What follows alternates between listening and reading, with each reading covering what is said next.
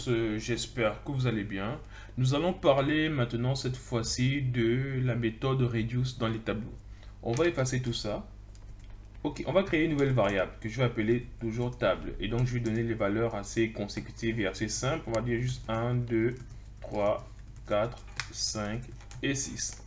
Ok, là on a créé notre tableau. Donc ici, ce que je peux faire, c'est que si je fais juste un console.log de tab,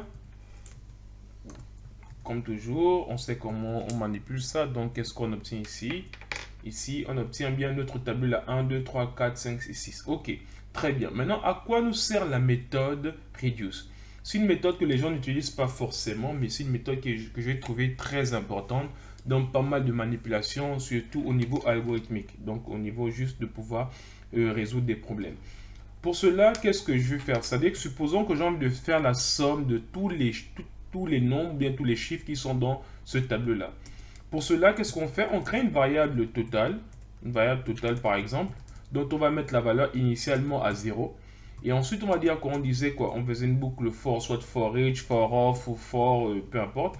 Bon, je vais mettre ici juste une boucle for each. On va mettre ici tab comme ça. Là, je vais mettre ici for each. Ok. Et donc ici, si je mets for each, en fait, comme vous vous rappelez, le premier nombre représente chaque nombre ici. Et le deuxième, qu'est-ce qu'on faisait ici? On faisait juste nombre, comme ça, nombre, on va dire bien total plus nombre. Total plus nombre, ok? Donc je viens ici, là, et ensuite là, maintenant, qu'est-ce qu'on fait? C'est que, donc là, comme on avait dit, c'était une boucle for each, pardon, total, il y a un T, ok? Voilà. Maintenant ici, je vais faire, qu'est-ce que je vais faire? Je vais faire la console.log de la variable totale, ok? Qu'est-ce qu'on obtient? D'accord. Je sauvegarde et on va voir ce qu'on obtient ici. On obtient ouais, 0, pardon, oui, pour chaque nombre.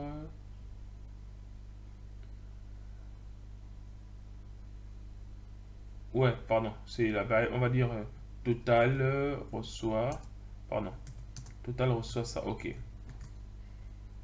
Voilà. Donc on obtient bien 21. 21 pourquoi?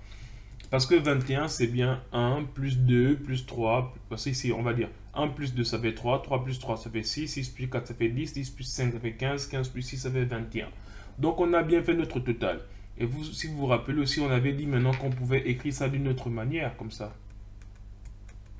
On pouvait juste écrire comme ça, si vous vous rappelez. Je ne voulais pas précipiter les choses, mais je voulais montrer ici que lorsqu'on faisait ça, c'était la même chose. Donc, on obtient toujours 21. Jusque là, on est bon. Donc, on faisait une boucle for each, on créait une variable total égale à 0 et ensuite, à chaque itération, on rajoutait le nombre à l'intérieur. Bon, je ne vais pas forcément revenir là-dessus. Donc, ça, c'est ce qu'on a toujours su manipuler rapidement au niveau des tableaux pour faire les sommes des éléments d'un tableau. Aujourd'hui, nous allons maintenant voir la méthode de reduce qui va nous faire un cas similaire. On va faire un cas similaire comme ça. Donc, qu'est-ce que je vais faire ici? Je vais juste... est-ce que je peux commenter tout ça? Ouais, non. Je pense que c'est Maj, Control, Yes. Non, bon, il veut pas. Bon, c'est pas grave. Je vais juste parce que je n'utilise pas souvent Windows, je préfère utiliser Mac. Et sur Mac, je vois un peu comment ça se fait. Donc, je vais commenter juste tout ça. Ok, comme ça, on va maintenant attaquer l'exemple avec Reduce. On va essayer de faire la même chose. Vous allez comprendre pourquoi cette méthode est très importante. Donc ici, qu'est-ce qu'on va faire? On va juste faire la même variable qu'on a toujours, table, le même principe. Ensuite, on met point comme ça. Et vous voyez, on a plein de fonctions comme ça. Et la fonction qu'on cherche ici, c'est avec R. C'est Reduce comme ça là. Maintenant, Reduce, qu'est-ce qu'il fait? C'est le même principe aussi. Toujours le même principe, c'est-à-dire qu'en parallèle. Mais là, ça c'est un peu différent. Parce que Reduce, il prend deux paramètres. Donc ici, quand on met un paramètre, on peut mettre juste, vous voyez, ici, là, j'ai pas mis de parenthèse parce qu'on mettait un paramètre. Mais quand on met à partir de deux paramètres, il faut mettre les parenthèses. Donc, je mets une deuxième parenthèse comme ça. Pour mettre, par exemple, si je vais ici nombre 1, ok, et ensuite nombre 1 et nombre 2 comme ça. Ok, donc ici, ça va représenter nos deux nombres. Et qu'est-ce qu'on va faire de ça? Vous pouvez sans doute vous l'imaginez. On va juste faire la somme. Attendez, on va juste faire la somme comme ça. De quoi? On va juste return là, la somme de, bon, on va dire de x plus y. Mais par contre, il y a un truc qu'il faut prendre en considération. Mais je vais mettre d'abord ici, on va dire nombre 1. OK. Plus nombre 2.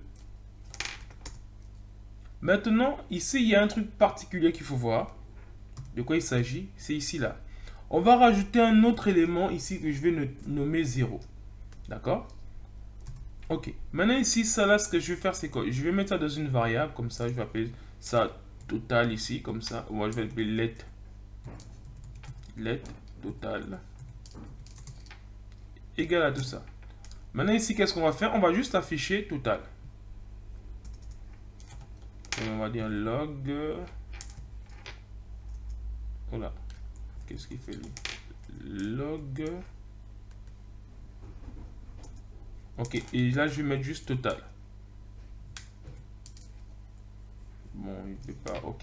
Voilà. Maintenant, si je sauvegarde, qu'est-ce qu'on obtient? Vous voyez ici, on obtient le même nombre. Donc, qu'est-ce qui s'est passé?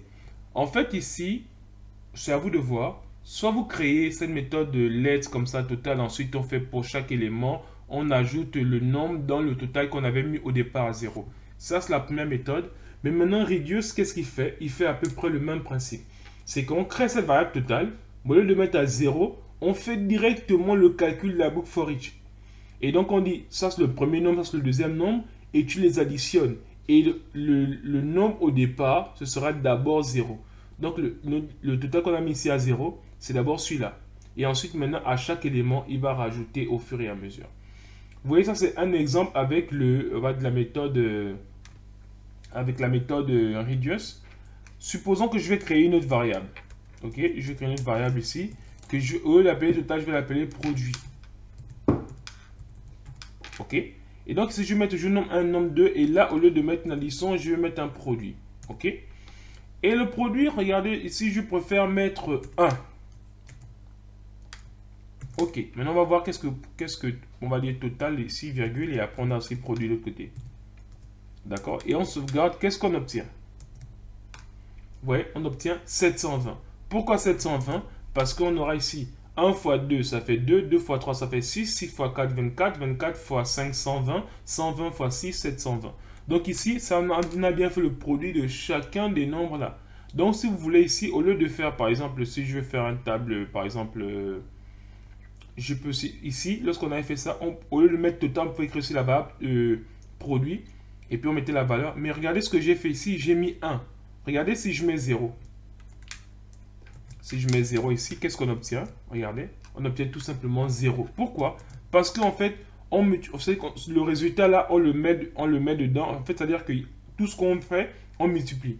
Donc, il y a le 1 qui va d'abord dans cette variable-là et il va d'abord faire le produit avec ça. Mais une fois que le produit avec le premier résultat, c'est 0, donc le reste, ça va donner 0 parce que le produit de nombre 1 avec 0, ça fait 0. Avec nombre 2 avec 0, ça fait 0. Et ainsi de suite, ça va donner 0. Tandis que lorsqu'on a mis 1, on sait que le premier nombre qu'on va multiplier avec 1, ça va donner le premier nombre. Le premier nombre va être multiplié avec le deuxième, et ainsi de suite jusqu'à ce qu'on va arriver à la fin. Mais là, on a mis 0, c'est parce que on va faire l'addition. Donc, le premier nombre là, plus 0, ça va faire le premier nombre. Ensuite, le premier nombre plus le deuxième, et ainsi de suite. Donc, voilà un peu comment on peut utiliser la méthode reduce qui fait presque la même chose que ce qu'on faisait avec des books for each pour faire la somme ou les produits de tous les éléments d'un tableau. Donc, de façon simple, c'est ça. Et si je peux prendre, on va dire, deux derniers cas qui sont plutôt pas mal aussi, c'est quoi? Ça veut dire que je vais appeler ici let, une variable que je vais appeler par exemple max. Ok. Max ici, qu'est-ce que je vais faire? Je vais faire le même principe. Bon, attendez, je vais juste reprendre d'abord tout ça. Même principe ici. Et je vais appeler ça max. Ok. Et donc, pour max ici, on aura quoi? On peut laisser nombre 1 et nombre 2 ici. Mais là, maintenant, qu'est-ce qu'on va faire ici? On va pas faire nombre 1 ou nombre 2, on va faire quelque chose de particulier. D'accord? Ici, je vais mettre juste la parenthèse comme ça. Ici, comme on veut le max, ce qu'on veut faire, c'est qu'on veut comparer. Et donc, pour comparer, ce que je vais faire ça. Regardez, juste... Non, pardon, je fais ça. Et là, normalement, ici, vous voyez, on fait ça. Après, il y a l'opérateur ternaire. Donc, on compare les deux là. Et ensuite, on fait ça. Maintenant, on va mettre ici, ce qu'on peut nous mettre ici, c'est soit le premier élément, c'est nombre 1, ouais, ou bien nombre 2. Opérateur ternaire, on a déjà vu. Je pense que c'est clair pour vous. Si vous n'avez pas vu, repartez voir les vidéos précédentes. Mais sinon, c'était un peu ça. Et là, maintenant, si on se lance là-dessus, maintenant, qu'est-ce qu'on obtient ici? Je vais enlever ça là. Ah, c'est juste un comparateur. Donc là, j'ai appelé max. Et là, maintenant, je vais mettre ici max là. OK. Et si je sauvegarde, qu'est-ce qu'on obtient ici? Vous voyez ici, on a bien 6. 6, c'est quoi? 6, c'est le maximum de tous les éléments du tableau. Donc, vous voyez ici, on a fait quoi? Il a juste fait que comparer chacun des éléments et il a retenu le plus grand.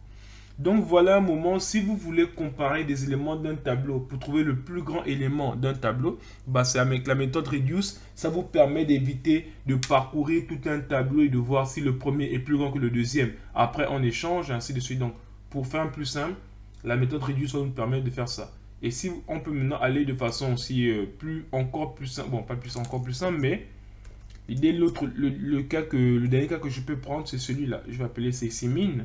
Donc, vous pouvez juste poser la question, je fais juste l'inverse, comme ça. Et là, en faisant juste ça, qu'est-ce qu'on aura ici? On va retourner le min.